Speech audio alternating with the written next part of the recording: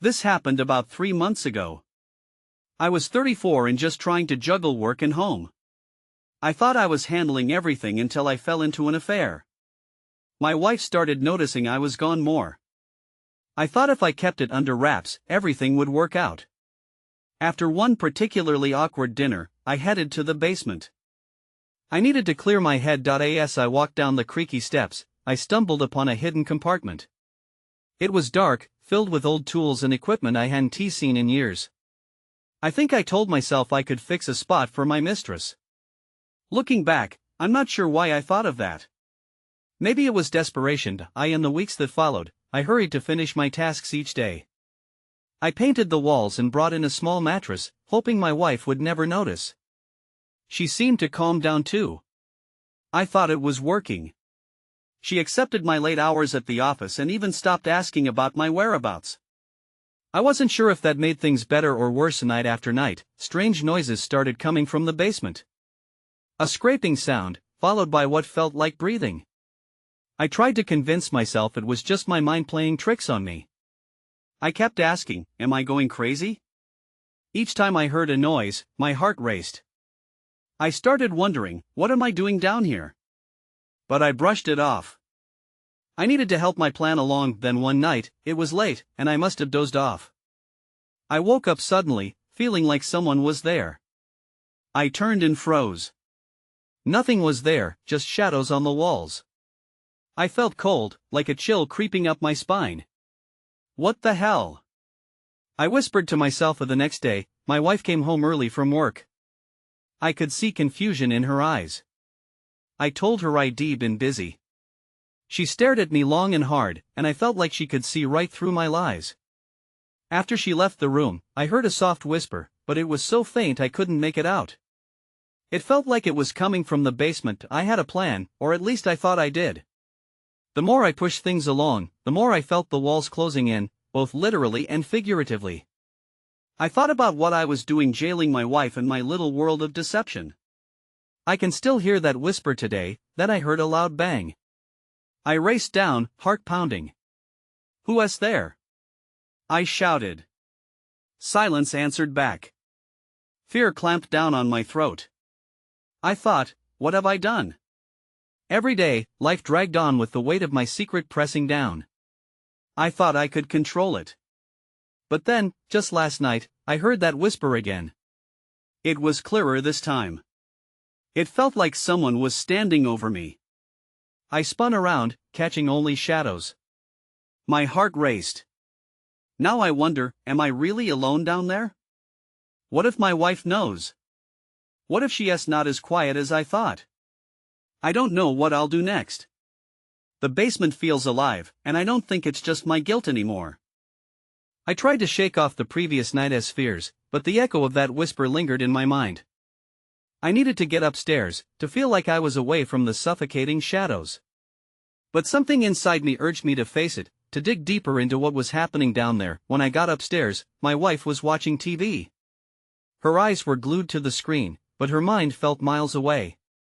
I wanted to ask her what was wrong.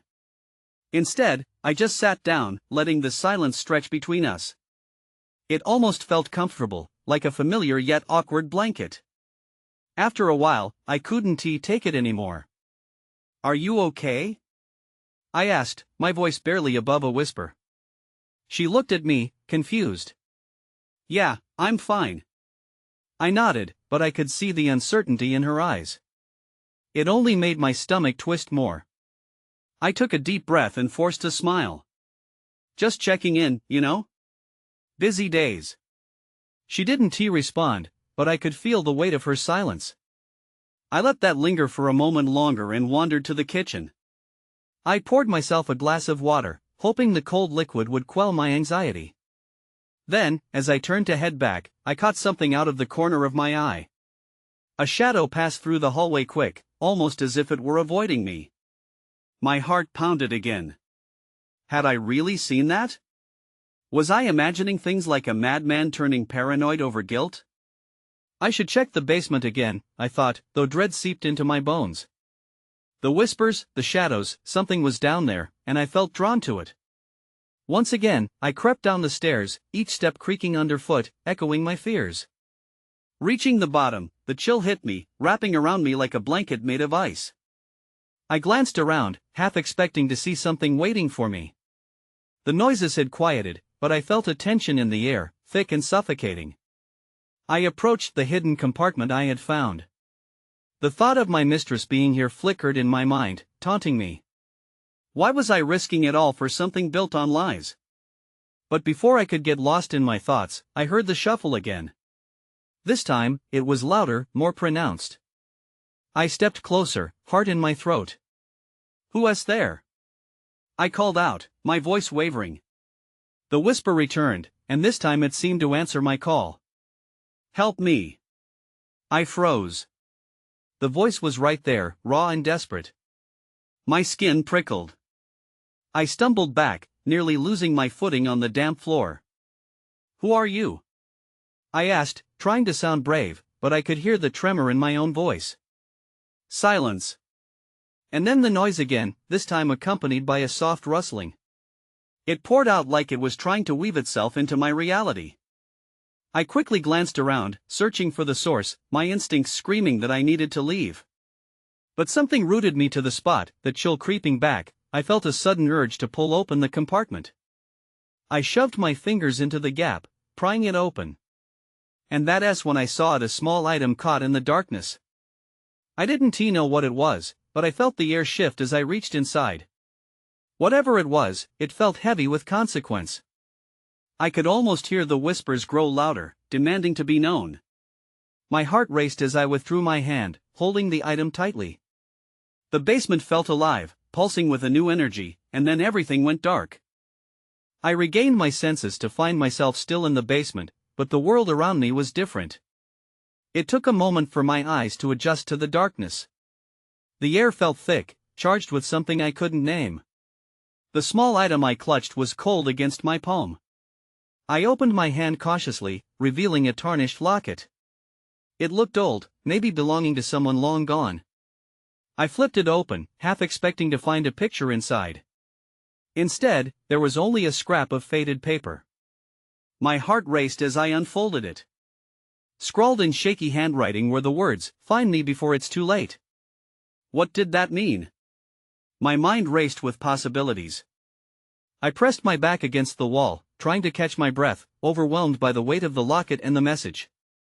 "Help me," the whisper echoed in my head again, mixing with the dread gathering in my gut. I glanced around, desperate for an escape, but the stillness was unsettling.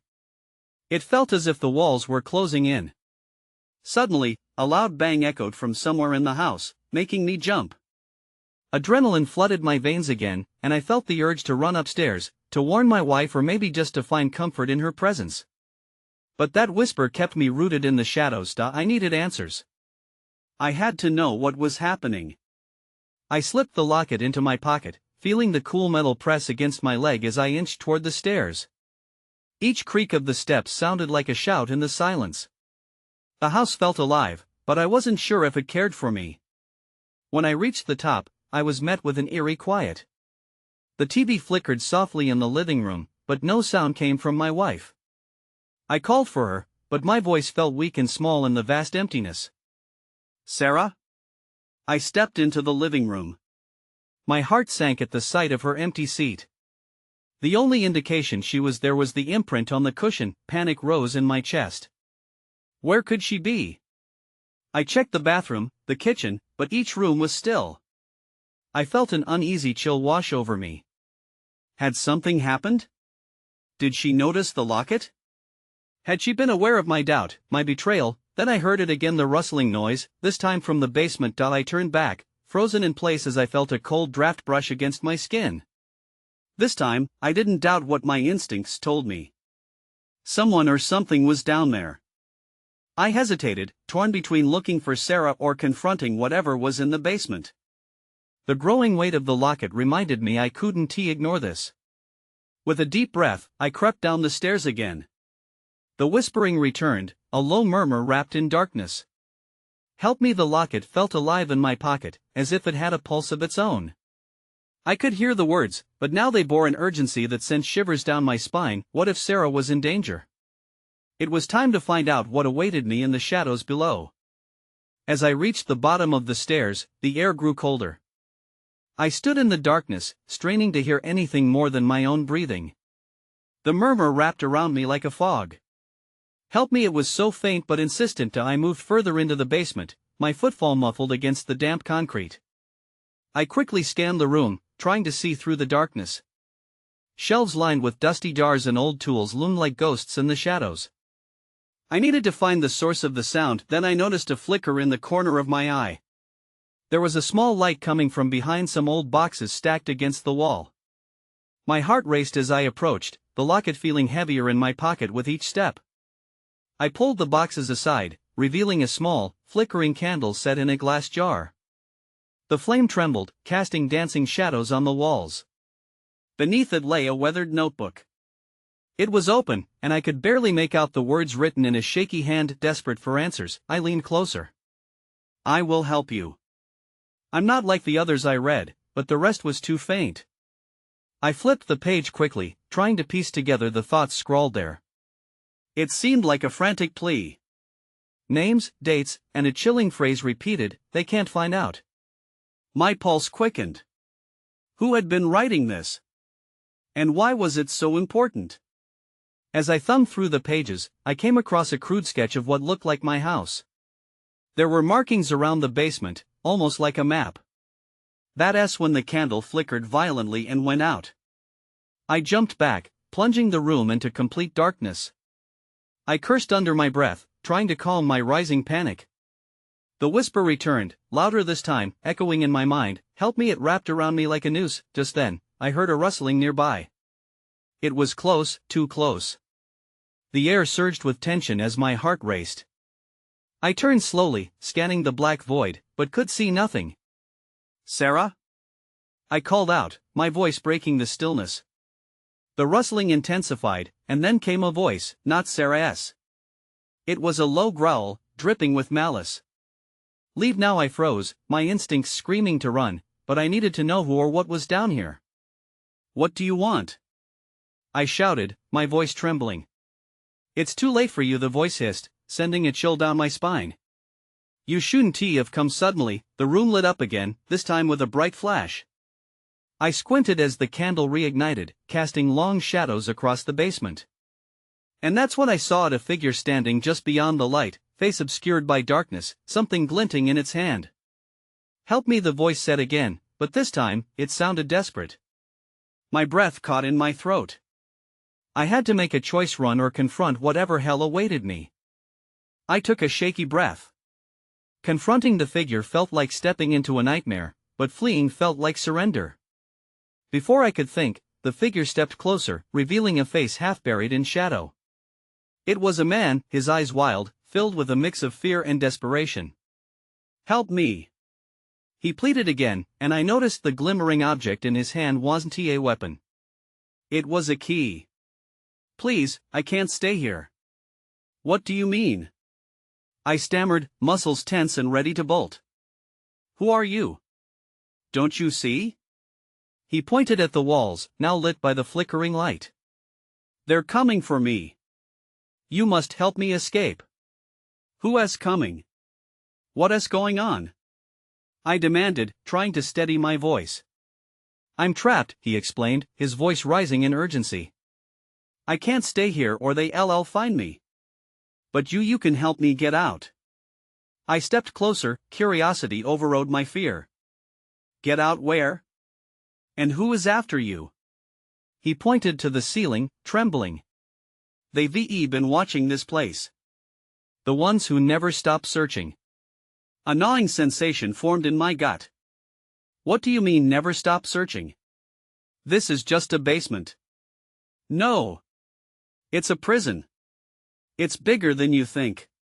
He looked around, like he expected someone to leap out of the shadows. "You opened this door. You shouldn't have come down here." The whisper returned, taunting me. "Help me, why? Why should I?" I found myself asking. He leaned closer, desperation etched on his face. "Because if you don't, it'll be too late for both of us. They won't just take me. They'll come for anyone who knows. I stepped back, rattled by his words. But I don't even know who you are. I'm just a victim, like you, he said, his voice softening briefly. I was lured here. Don't you see? There's a connection to this house. My mind raced. How could I be connected to this madness? The notebook flashed in my memory. I fumbled to find the courage to ask, the notebook, did you write it? Yes. He almost lunged forward in excitement. I tried to warn anyone who stepped foot down here. You're not safe. I can show you the way out, but you have to trust me. Just then, I heard heavy footsteps above us, a loud bang echoing through the floorboards. My stomach dropped. They're here. The dread in his eyes mirrored mine as we both understood, the walls of the basement were closing in. Please, he urged. You have to decide now. We can't wait. Before I could answer, the noise from above grew louder, a sinister presence creeping closer.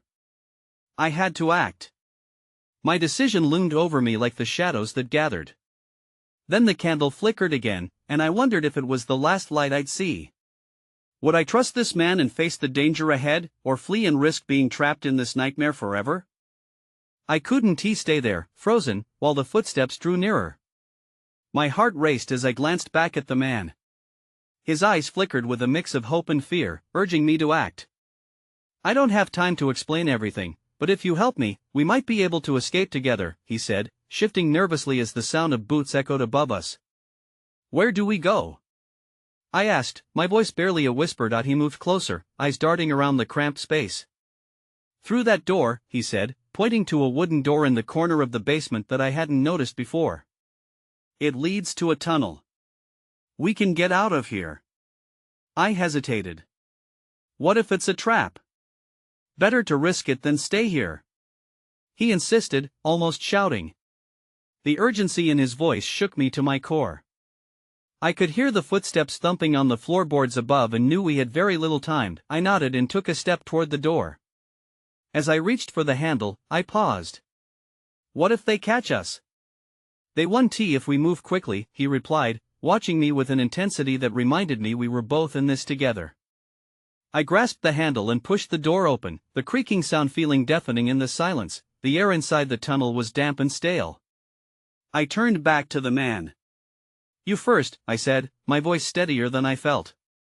He nodded and slipped through the doorway, moving with a desperate haste. I followed him into the darkness, the door creaking closed behind us.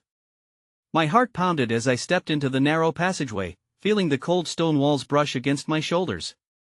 The dim light barely illuminated our path, and the man moved ahead, guiding me deeper into the tunnel. Do you know where it leads? I asked, trying to quell the fear curling in my gut. Somewhere safe, he assured me, glancing back. If we can reach the end, we'll be free.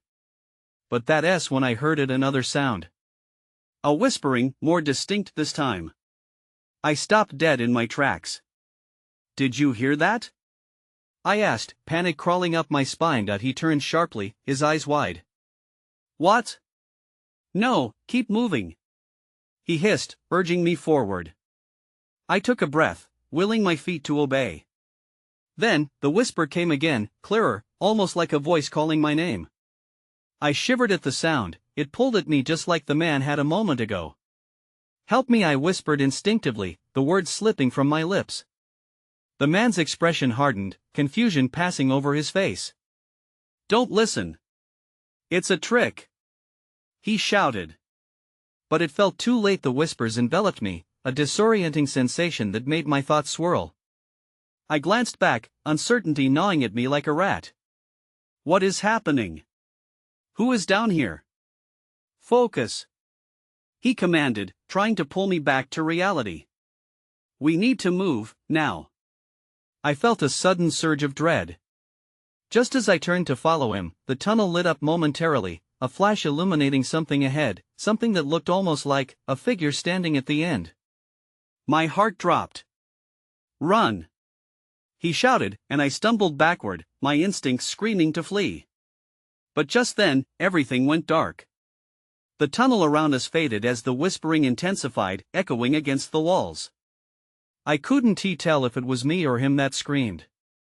In that instant, I understood whatever was down here was far worse than we had imagined. The shadows closed around us, and I felt the grip of fear tighten like a noose. "What's happening?" I shouted, but my words were swallowed by the darkness. I had trusted him, but now uncertainty clawed at my mind. My heart raced as I searched for a way out, a single thought driving me forward. Escaping this nightmare was the only option I had left. I stumbled forward, trying to navigate through the thick darkness that pressed all around me. The air was heavier now, and I could feel the dampness seeping into my clothes. "Where are you?" I called, hoping he was still close by. "I'm here." His voice seemed farther away than before, swallowed by the shadows.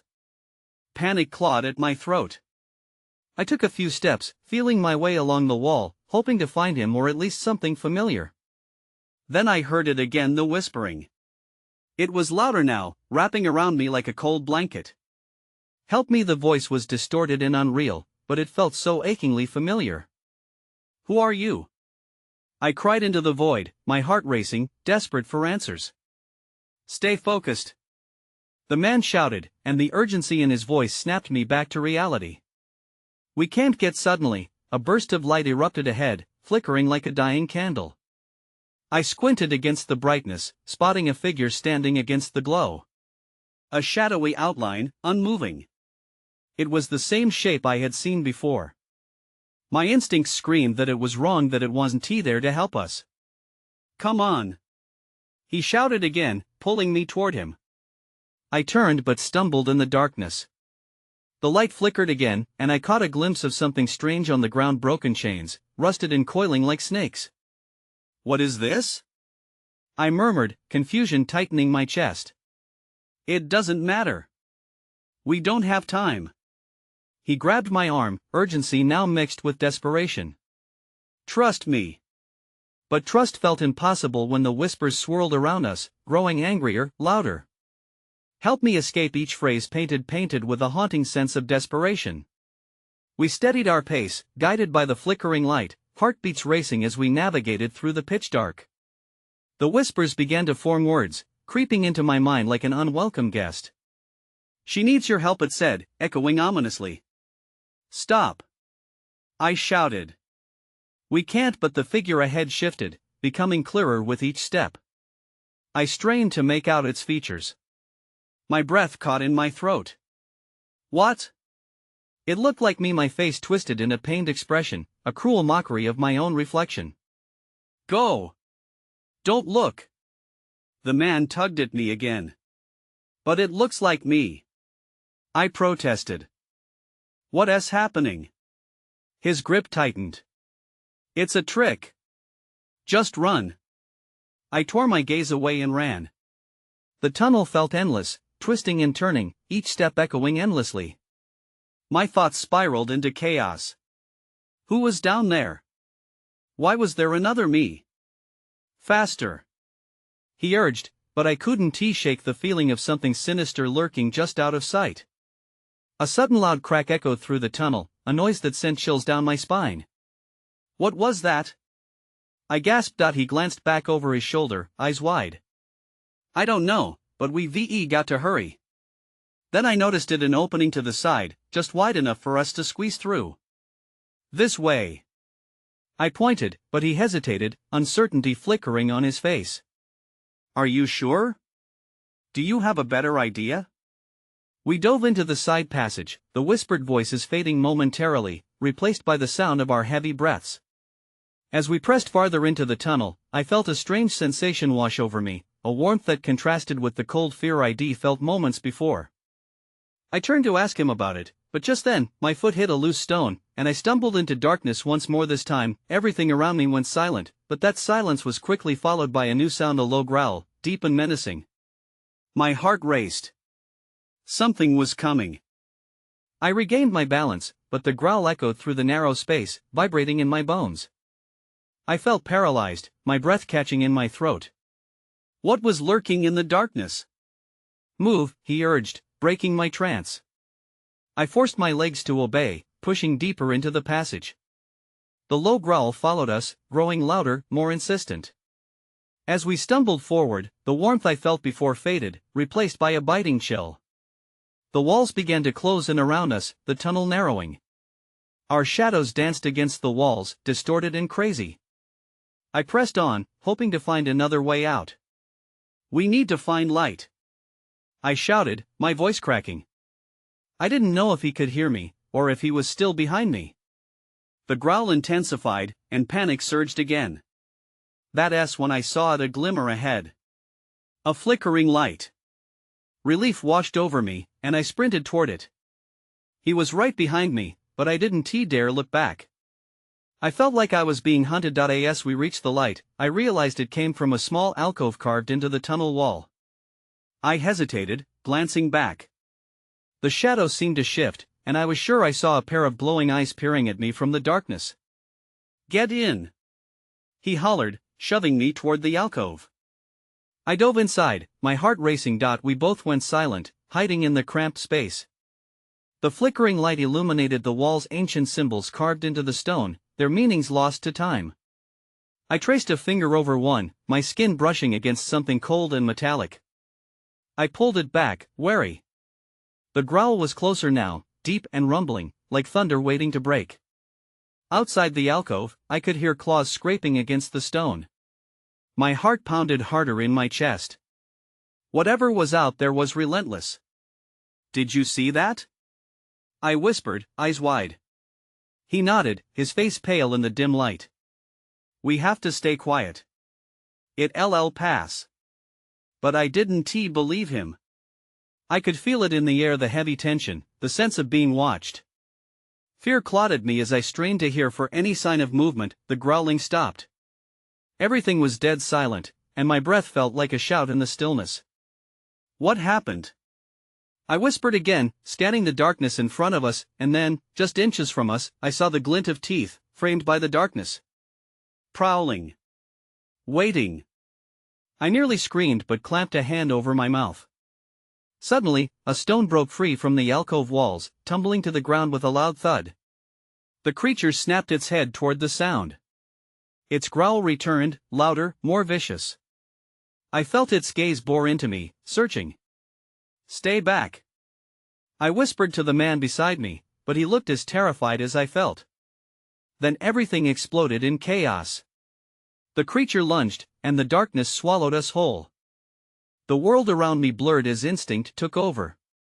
I pressed myself deeper into the alcove, trying to become one with the stone. Everything felt surreal, suffocating. The growl grew louder, a fierce vibration that shook my core.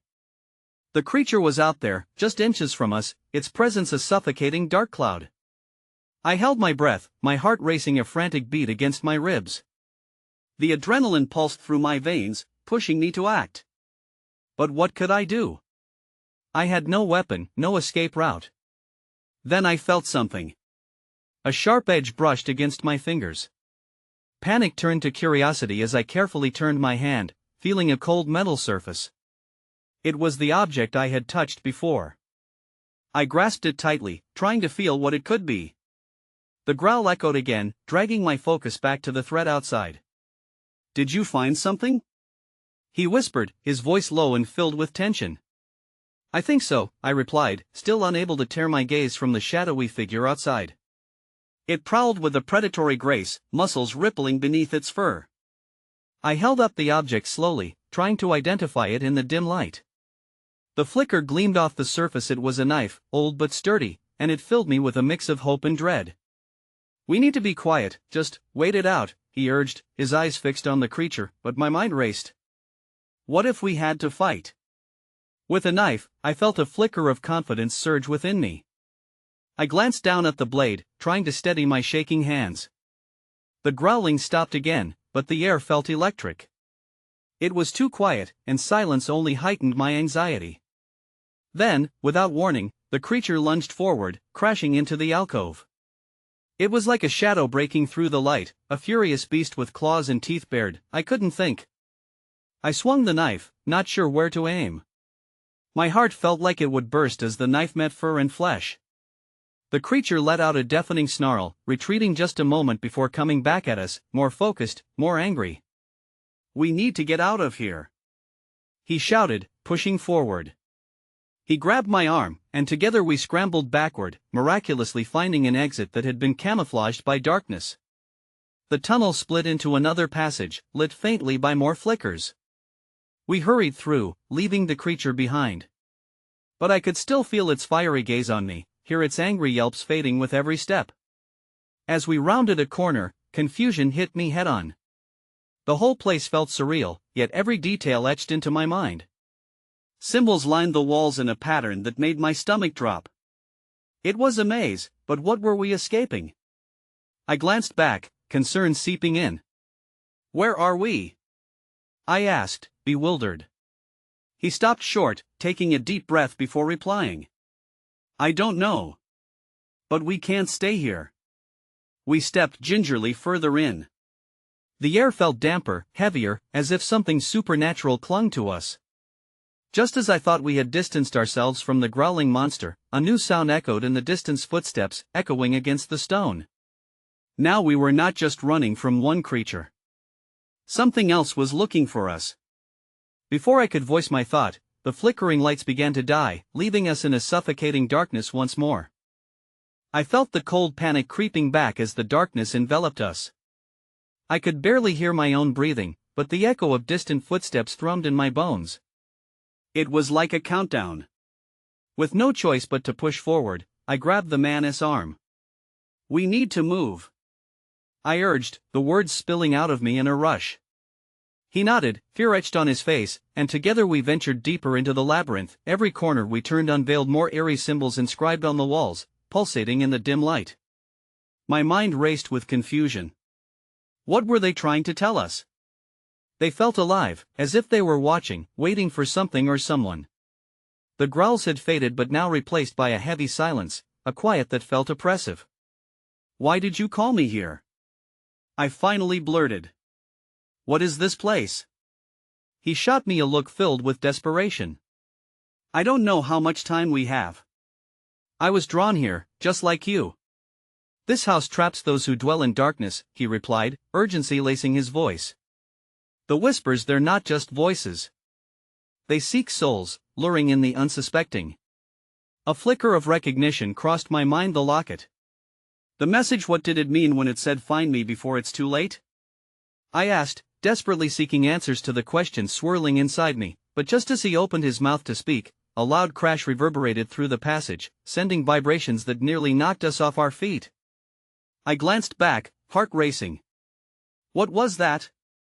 The man's eyes widened in fear. "They found us." He pulled me toward a narrow opening in the rocks.